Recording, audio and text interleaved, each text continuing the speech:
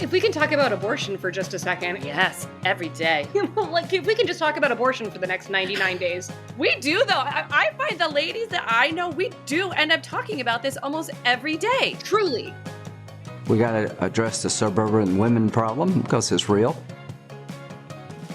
Welcome to the Suburban Women Problem, a podcast for Red, Wine, and Blue. Hi, everyone. Thanks for listening. I'm Rachel Vindman. I'm Amanda Weinstein.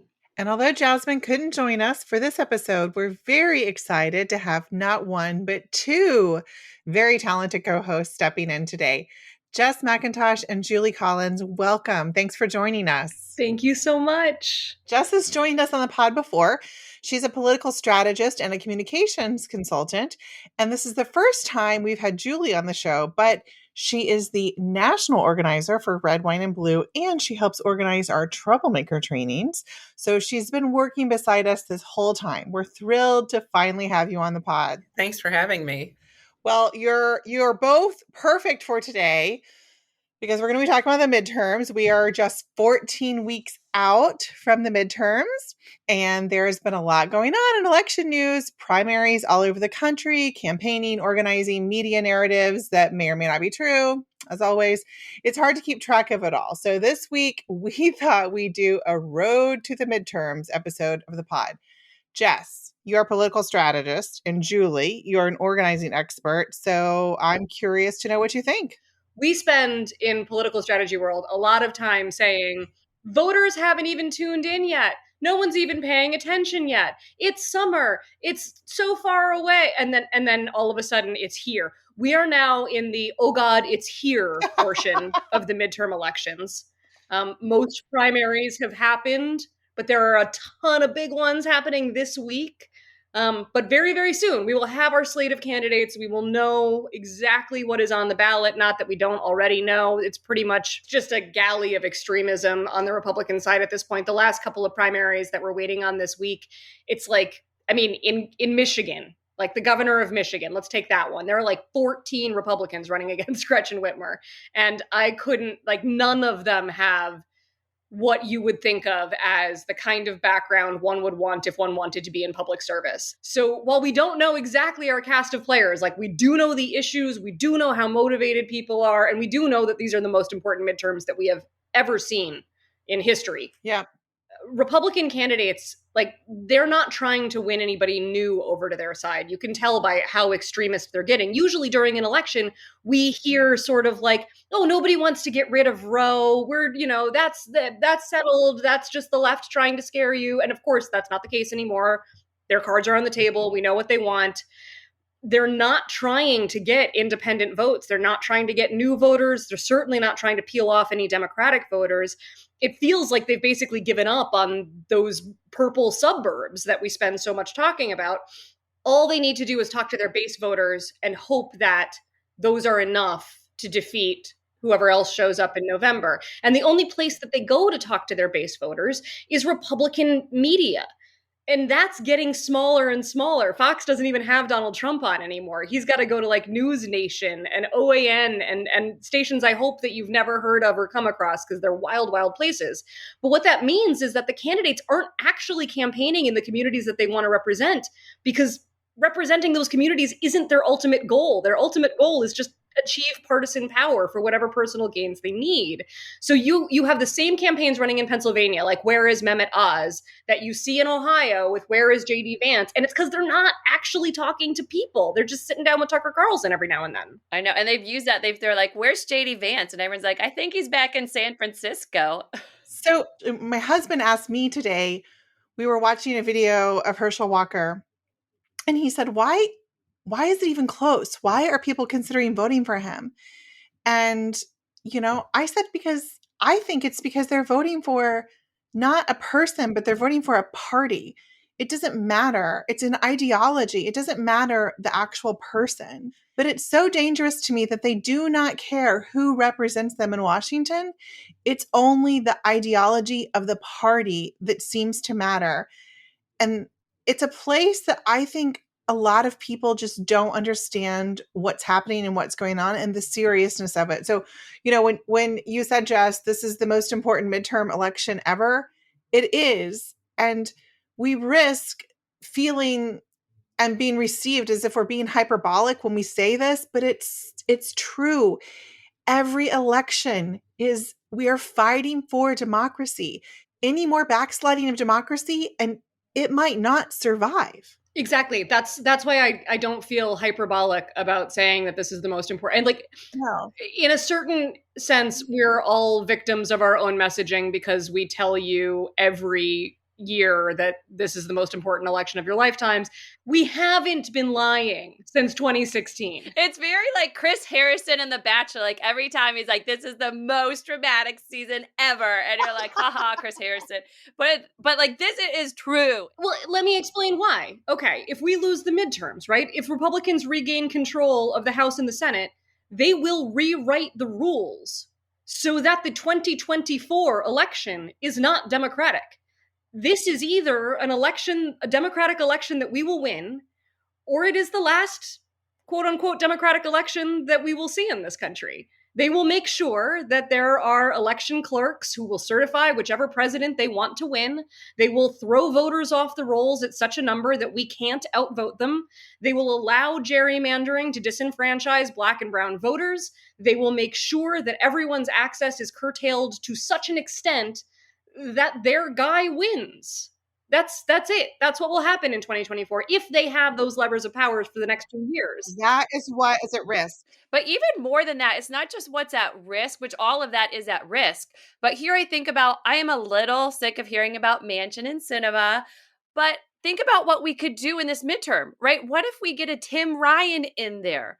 What if we get, a Fetterman in there? Like, I don't think people understand that it's not just what we could risk losing even more rights, but also what could we gain if we actually had a true majority, which we don't really have a true majority the way it gets talked about by a lot of the media. Well, and this is why, I love what we're doing here at Red, Wine, and Blue with our great troublemaker turnout, because we're gathering up women in some key states in Michigan, Ohio, Pennsylvania, North Carolina, getting 20,000 women to contact their friends and get their friends out to vote and make sure that, we are looking at, getting a Fetterman, getting Tim Ryan in, doing the things that need to be done in order to make the midterms, what we need them to be. Because we absolutely do not want to lose sight of, November. We can't afford to just let this midterm go by. And then for the ladies who are in other states, they're going to be working on getting their friends out as well, because this is important all over the country. But we're concentrating on those 4 states here. And, because we do know that that's critical. I also think the crisis gave us all an education, like seeing how bad it could be when government was that dysfunctional. Because that was a big part of the Trump years that I think we all kind of forget, because like the racism was so bad and the misogyny was so bad and there were babies in cages and the threat of, nuclear war because he thinks his button is bigger than Kim Jong-un's. Like, it was so bad we sort of missed that, like, he stopped government from working. Like, he gutted all of those institutions, that our election infrastructure is crumbling. Like, all of these pieces that make democracy work were really, really messed up under Donald Trump and Republican rule. And that goes all the way down the ballot. So people are now starting to see things that used to function on a local level not function. It's been like a truism for as long as I've worked in politics. People hate Congress, but they love their congressman. That's not necessarily the case anymore. People are understanding, like, what their congressman does for their district, what their state representatives and senators mean for their right to be able to decide when to have children, what their school board officials mean for what is taught to their children. Like, these are some of the most important, intimate things that government does. And by breaking it all, we sort of all got educated on how it's supposed to work. And I think that we're going to see these midterms It's not about the rock stars of the Senate. Like, I'm so excited for a possible Senator Val Demings. I over the moon excited. I am so excited for a possible Mark Kelly. I said over the moon, and that made me think of Mark Kelly because he's an astronaut. He's great. Yes. There's some great Mandela Barnes. There's some great people running for Senate this year. But I don't think the midterms are about our Senate rock stars like they usually are. I think the midterms are going to be about people who are voting all the way down the ballot. We are talking about Supreme Court, state Supreme Court. We're talking about school boards. We're talking about legislatures. Like, these are all vitally important components that just never get enough attention. I call that kitchen table politics, because these are the folks who affect your kitchen table first. Your school board affects your kitchen table first. You know, your state Supreme Court justice is going to affect if you have to go to court and, you know, at a lower level, and it has to go up the ladder. So yes, it is critical that people vote down ballot. And that is one of the things that we are sharing with ladies, you know, that don't just vote for the top of the ticket. You got to go all the way down, because like you said, Jess, I do think that people see that, you know, this is broken at every level. I mean, more legislation is done at the state and local level than Congress and Senate does. It just is, and it's always been that way. But now that we have Trump's Supreme Court, right? He's not in office, but we still have his Supreme Court, and we'll have it for a while unless we do something like get rid of the filibuster and expand the Supreme Court, which I think we should do. But right now, they are not protecting our rights. We know this. We have seen it. We've seen the decisions. They are not protecting our rights, which means whether we like it or not, states are protecting our rights, which means in Ohio, they're not protecting all of our rights, which means those state reps, state senates, school boards, all of those things become that much more important that they protect our rights. Look, if we can talk about abortion for just a second, it's very different state by state. Like, if we can just talk about abortion for the next 99 days. We do, though. I find the ladies that I know, we do end up talking about this almost every day. Truly. Every time I hear, and it's always a guy, say, I don't think abortion is going to be forefront on voters' minds. I'm like, you don't talk to women. The women in your life don't talk to you. I know. They don't have conversations in front of you. I am sorry. Is that what you and your golf buddies think? That's so cute. Because every person I'm talking to is still talking about it. Yes. So Alex and I were on a trip, and he was on a call in the same hotel room, and I was listening to this call with a strategist who will not be named. But I didn't know who it was at the time anyway, so it wouldn't have mattered. But I heard this person saying, well, abortion we don't think it's going to affect the midterms that much at all. And I'm just sitting there getting more and more mad. Like, but he's on this call, so I'm trying not to like even move or breathe or anything. But I could just feel like the anger inside me. And then the call ended it like, and I was like, who was that? Who said that? That's so idiotic. And then he told me, and I was like, wow, he could not be more wrong. But it was a man. It was a white man. And that's all I have to say about that. They have no idea. But the other thing is, as this continues, we're seeing more and more how much abortion affects. Abortion affects 10-year-olds. Abortion affects rape victims. Abortion affects people whose children have really awful diagnoses that might die a terrible death, and we would otherwise have to watch them suffocate to death, right? It affects so much of our lives, and women know this, and women are sharing their stories now. So this is why I hear about it every day, because I hear someone else tell me a story I didn't know before. So actually, one of our state senators that's running right now, Pat Getz, is running against the person who sponsored our heartbeat bill. We have the abortion ban in Ohio because of her. And the person that's running against her, Pat Getz, said, you know what? I was actually in medical school before Roe. I have treated women who were bleeding to death because of a self-induced abortion that they gave themselves. Like, I have been there and I have seen it, and we should not go back there. And I think that's a really interesting story she's telling of like, oh my gosh, we have someone running for office that has treated women before Roe. And she's like, we should not go back there. Absolutely not. Absolutely not. And, you know, the thing that I think about all the time is how this is really healthcare for women. This is about saving a woman's life when something has gone wrong with a pregnancy. When we think it needs to be saved, not when some doctor, death panel, whatever thinks it needs to be saved. Absolutely. Absolutely. All of that. You know, I lost my mom a month and 6 days after my youngest sibling was born. So, I mean, it's just really a very tough thing. And it is very disheartening for me. I had rough and high risk pregnancies for my 3 kids. And, I would thank God that I actually, had good health care available to me. I was traveling this past week. I was in Colorado where, ladies have choices there and can make decisions about their own health care. And it was kind of sad looking out the window, looking at the mountains and thinking about that and thinking about when I go home, not that I need this stuff anymore, but I have daughters, who are grown women in their 30s. What if they had to make some choices? What if they were in dire straits? What would I do? How would I get them the care they need in our state? And it's very frightening to me. I think the number of terrible stories, we were expecting all of them. Like, we were expecting that there was going to be a 10-year-old rape victim somewhere along the line. Here in There was Ohio. going to be women who were dying from ectopic pregnancies. Like, we knew what was going to happen. But the fact that they all happened at once in that first week, like, that's not a statistical anomaly. That just reminds you how often these things are happening. There were 50 girls under 15 in Ohio who required abortion services just since May. That happens. It's not as rare as we think. And now I'm stuck here. I think because the conversation tends to go towards like the worst case scenarios, we're not even talking about what just the loss of this freedom means for women writ large, even those who aren't in like absolutely dire situations with abusive partners and, intimate violence. And the number of, you talk about being annoyed by the male pundits, the male reporters who keep writing this story with the headline, "The midterms will tell us, is it the abortion or the economy? Is that the issue?" And I'm like, these are the same goddamn issues. They are. The They decision are. when and whether to have a family is the most important economic decision most Americans ever make. Childbirth is wildly expensive. Child care is even more expensive. We have to take time off of work. All of these are economic. It's 2022. Most households require women's income to function.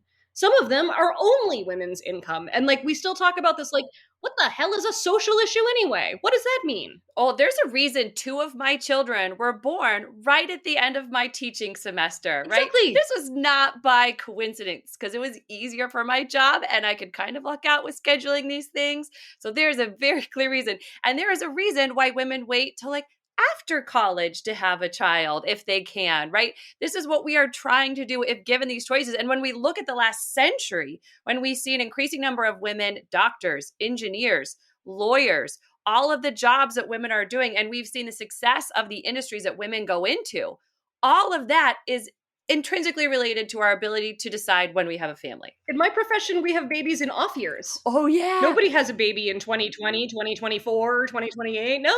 I mean, unless you did, and then we all have to deal with that. But like, no, family planning is just a part of our lives. Like, you try to have a baby when there's no election if you work in politics, just like you try to have a baby after you finish your schooling if that's what you've been doing. It's just family planning. And now we're not allowed to do it anymore. And I think that's never not going to matter. It's so fundamental. Absolutely. And here in Ohio, they're also trying to take the ability to have safe access to birth control away on top of everything else. That was always the next step. That's the entire next step. So yes, family planning will completely go out of the window because, how do you plan if you can't have access to safe birth control methods and you can't have safe health care? I've heard from Republicans who say, I support birth control. I don't think that's going to happen. And I'm trying to tell them, like, even from Republican, I'm like, no, you need to start paying attention. This is absolutely the next step. And you're not really listening to what your own party is saying. And they are getting so extreme. And especially with women's, I mean, I'm a woman, but I think especially with women's stuff, I mean, we hear J.D. Vance saying that women should remain in violent marriages. And rape is an inconvenience. Rape is just an inconvenience. Like, that is such a huge disconnect with more than half the population that words just can't even, oh my God. No. So for 2022, it's different state to state. And this is one of the reasons why I think going back to the local angle and how people are starting to understand exactly what branch of government does what to their lives. Like in Pennsylvania, it's not about the federal Congress or the Senate at all. If Republicans keep the legislature in Pennsylvania, they will vote to make it a constitutional amendment that you can't have an abortion. So in Pennsylvania, what really matters is the legislature. In Michigan, what really matters is the ballot initiative that Red Wine and Blue members fought really, really hard to get on the ballot. That is what's going to keep, and it was like wildly successful. The most signatures counted or collected for any ballot initiative in the state. That's what's going to save abortion rights in Michigan. And of course, all of that doesn't matter if Mitch McConnell and Republicans retake the Senate, because they will pass a nationwide ban. And at that point, and every woman, every person in America needs to understand this, at that point, it will not matter where you live. You will not be able to access abortion for any reason. Like, I watched this play out from New York, knowing that, like, I'm good and everybody else in my state is good, and they always will be because we elect those kinds of people. If we lose these midterms, it will not matter. Whether you're in California or New York or Illinois, you will not be able to access abortion for any reason. That's what's on the line this year, and it never has been before. Well, and let's make it clear too. It's access safe care, because we know that those who have a lot of money are going to get whatever it is they need, but those who don't have a lot of money, and African American women, women of color have to have safe health care just like everyone else, because already we're at a disadvantage when we're talking about the healthcare system. And now you're going to take this critical care away from us. And I just, it just is mind boggling to me. I think it emphasizes, Julie, the criticality of the work that you do in terms of the relational organizing, because twice in the past week, I've done MSNBC, and to be honest with you, I hate it every time because it's just not my comfort zone. And my husband doesn't like it either. Both of us do it because we think it's important to do. And I would say to everyone, like, I've also had random conversations with Americans while we've been away that I never would have done before, political conversations. It is not my comfort zone to do this, but it is important that we're talking about it all the time. I've learned this skill. I mean, when I was a Republican, I was like a nominal Republican. I didn't even think about things. And I'm embarrassed to say that. I will admit it as a confession. And I'm also embarrassed. And I would avoid political conversations because I didn't have the chops to like hang with a conversation. So I just avoided politics. And I see a lot of my friends doing the same thing, by the way. But having a conversation that's just a normal conversation like you would have with a friend gives a safe space to say, hey, if you don't know what's going on, that's all right. I'm happy to talk to you about it or give you a couple of resources and places where you can go. And I am so much more politically active now than I ever was before. And maybe that's why I'm a Democrat now, because when I was uninformed, I was a Republican. There's probably a really good argument to be made there. There's a correlation, but causation. There's a reason they don't like education. It's true. Yes. I mean, yeah, right. But I want people to know, when I talk to people, like, it's okay if you're not politically active. And when I talk to random people, I say that. Like, I used to not be. And I mean, unless they recognize my husband, I never bring up who we are. But I just say, like, hey, it's important now that we're all engaged and we're all involved. So you can do that too. But right now, we have to take a quick break. We're having a great conversation. I love it. Don't worry. When we come back, we'll have more from Jess McIntosh and Julie Collins.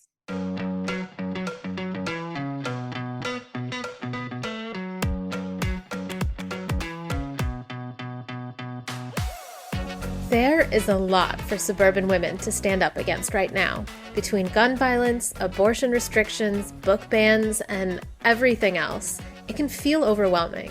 But if we all join together, we can make a difference. Red Wine and Blue has launched the Great Troublemaker Turnout, and we need you to join us. Talking to the people in your own network is the most effective way to influence voters, and we are here to help you tap into your superpower. You can sign up for the Great Troublemaker Turnout by going to theswppod.com or at the link in the show notes.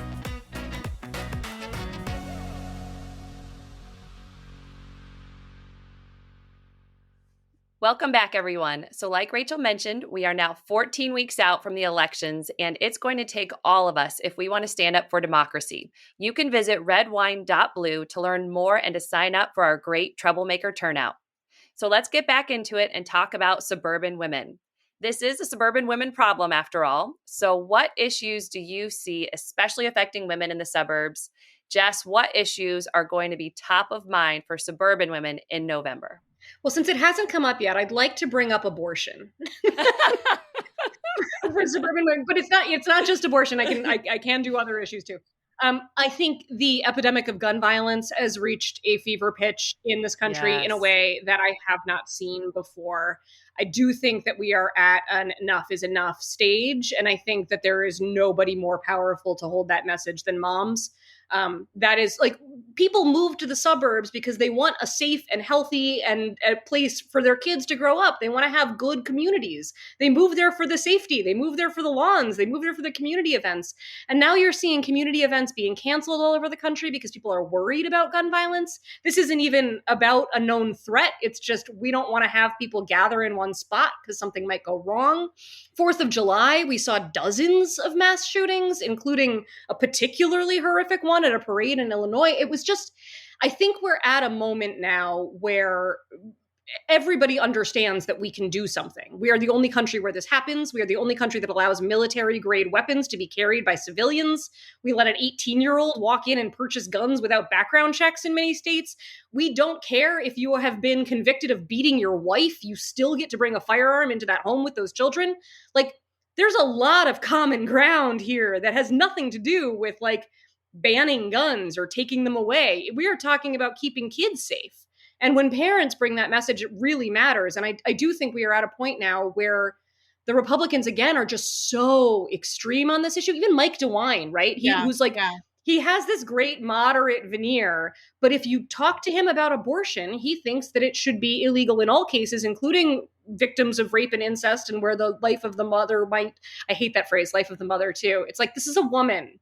Her status as a parent actually doesn't matter at all. And I'm trying to train that phrase out of my head. So I'm doing it out loud so that I am modeling what I want. The life of the woman, the life of the pregnant person.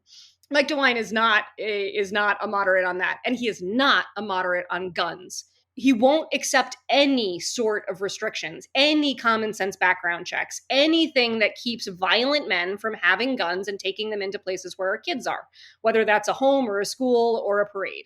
And he flat out lied to the people in Dayton. He did. He said that he was going to do something, and he did nothing. He did nothing. He lied. And I think he knew it at the time. One of the other things that I wanted to just kind of say about what the suburban women are also thinking about and looking at is, our school boards are already back in session. And in some cases, they never went out of session. And so there are still crazy things that are happening at these school board meetings with these extreme people who most of them don't even have children in the district. Let's be honest about this. They're coming in and they're wanting, literature that we have been reading for years, or, literature that is by quality literature that is by, people of color. They want this stuff banned and they haven't even ever read it. We, train women all over the country to, gather up their friends and work on the issues in their communities. And we teach them how to talk to the school board and how to set up their speakers and, what to do to be the most effective. And it's working. We've had several women on from all areas of the country that have gotten these groups together. They have done the things that we have shown and shared with them in not just troublemaker training, but also in our parent playbook. So, the women in the suburbs definitely have a tremendous amount of power, and harnessing this power at the local level, like we have been doing, and, letting it go up and then voting down the ticket when the time comes to vote. This is what's going to really make the difference come November. I love it. I love it.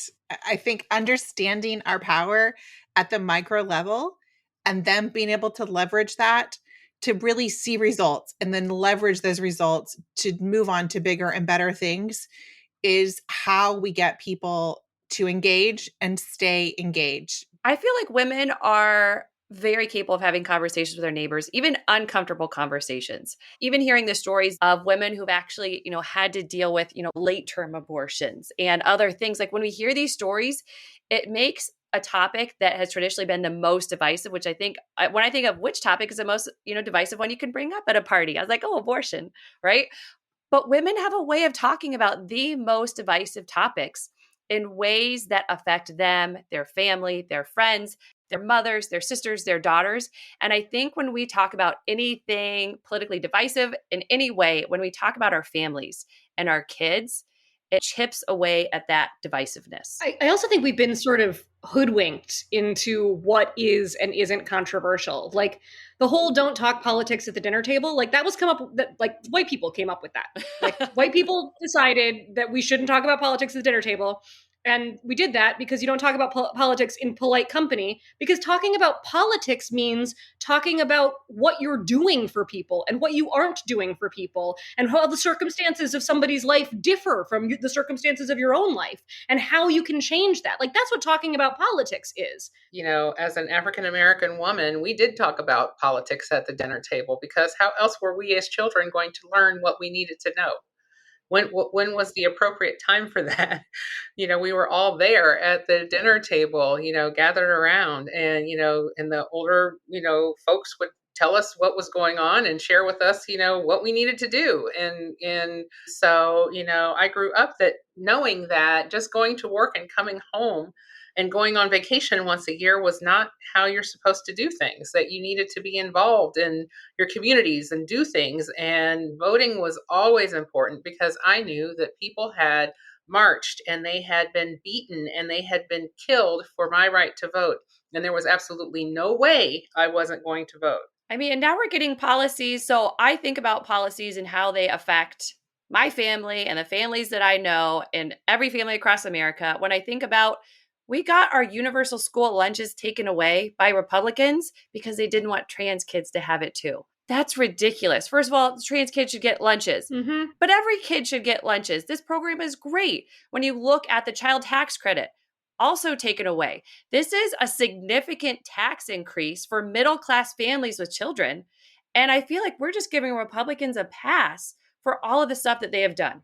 And we are supposed to live in this lie that Republicans are good for the economy. Oh, like no. when those terrible reporters put up is it about abortion or is it about the economy pieces? What they mean is Democrats are good at abortion issues, but Republicans are good at the economy. And that has never been true in my entire, I'm 40, that has never been true. Yes. Like when Republicans take control, GDP goes down, unemployment goes up. The stock market might have a few good moments, but we aren't the stock market. The stock market is not a reliable indicator of how American families are doing and feeling. Democrats are better at the economy. They always have been. And with that, we have had an amazing conversation. It's been such a pleasure to have both of you with us. We do like to end every episode with our toast to joy, a little bit of an upbeat note to end on. So, Amanda, what is yours? So my toast to joy today, I think it's similar to what I've done before, but so we live right next to Cuyahoga Valley National Park, and they have all the same stuff basically any national park does with park rangers and programming. And so throughout the summer, they have these like junior ranger challenges, and you just show up, a park ranger's there, which I took, actually I took one of my friends' kids with my kids, and he was like, I have never seen a park ranger. I don't think there's park rangers here. And I was like, well, let's find out. And he was so excited. He's like, oh my God, there's a ranger there. So the kids love talking to the ranger, and they learn about the history of the park. They learn about how the Cuyahoga River was cleaned from being on fire 50 years ago to now like a beautiful river with otters and bald eagles and blue herons. And it is really great. I love talking to the rangers. So the Junior Ranger Challenge is my favorite. And I love these events that our parks do for us. So my toast of joy is to the park rangers, and love all the work that they do. Jess, what is your toast to joy? My toast to joy is Olivia Juliana, who is a 19-year-old activist who decided, well, Congressman Matt Gaetz went ahead and body shamed her. He literally just put a photo of this young woman. He just put a photo up and commented on how he thought she looked. He chose so the wrong person to do this to. He did. I mean, It's like that thing in the cartoons where you see like the wolf is trying to like get something that you think is a bunny and then it turns around and nope, actually it's a bear. Like that's what Olivia Juliana is. This woman, and like you can't even, she's 19. This 19-year-old pantsed him on every social media platform available to her. She made him look like an idiot. Which he is. I was embarrassed for him. I wanted his mother to come pick him up. Somebody needed to let him out of his locker. And while she was doing this, she was raising funds for abortion funds. So by the time I checked yesterday, she was at $2 million. This is a 19-year-old girl who got made fun of by a congressman. Like, let that sink in for a second. We talk about like how bad norms have gotten lately. Try to imagine yourself at 19 and a congressman tells you that you're fat and unattractive in front of a bunch of people. Like the insanity to even picture that. And yet now that's just what happens. And these kids are ready. And Olivia Juliana is my hero. She's amazing. Man, these young people, oh, show us the way. Just a normal activist. Just a normal 19-year-old who cares about her rights. That's it. All right, Julie, what's your toast to joy? You're up next.